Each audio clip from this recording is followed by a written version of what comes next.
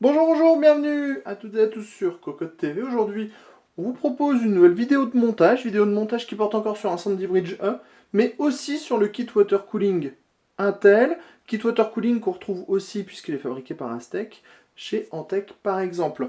Vous allez le voir, grâce au nouveau socket LGA 2011, le montage est vraiment super rapide et super simple. Pour les besoins de la vidéo, on mettra de la pâte thermique avec une petite boule au centre. Certains nous ont fait la réflexion qu'on n'avait pas spécialement étalé la pâte comme il le fallait, mais une petite boule au centre avec un bon serrage permet aussi de bien répartir la pâte thermique.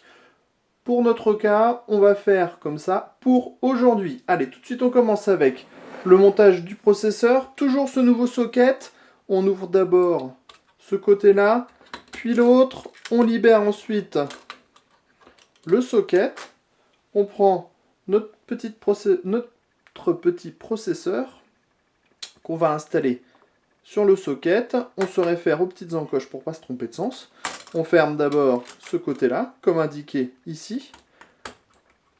Et ensuite le second côté, comme ceci. Le processeur est donc monté. Ensuite, on va appliquer un poêle de pâte thermique au centre du processeur. Normalement, celle-ci devrait se répartir uniformément au moment du serrage du water block. Au niveau du kit water cooling, c'est donc le fameux RTS 2011 LC, le kit water cooling d'Intel, fabriqué par Aztec, qu'on va donc monter sur notre carte mère. On va essayer de mettre le logo Intel comme ceci, c'est-à-dire sur le dessus, pour que quand on allume, on voit bien le logo Intel. Alors, il faut d'abord se prémunir de la grille supérieure de fixation, qui vient se placer autour du waterblock et qu'on fait coulisser entre l'écran et qu'on vient ensuite bloquer comme ceci. On vient ensuite placer le waterblock au-dessus le socket LGA 2011. On utilise les vis fournies avec ce dernier. Vous allez voir, c'est tout simple. On a juste à se mettre au-dessus le trou du socket. On fait un pré-serrage gentil. Et on fait la même chose pour les 4 vis. La deuxième. La troisième. Et la quatrième.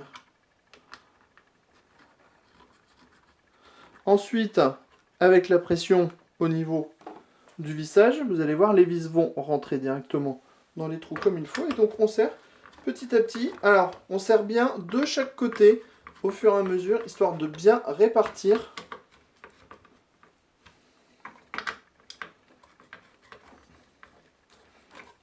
pour que le serrage soit le meilleur possible et que la pâte thermique se répartisse du mieux possible également.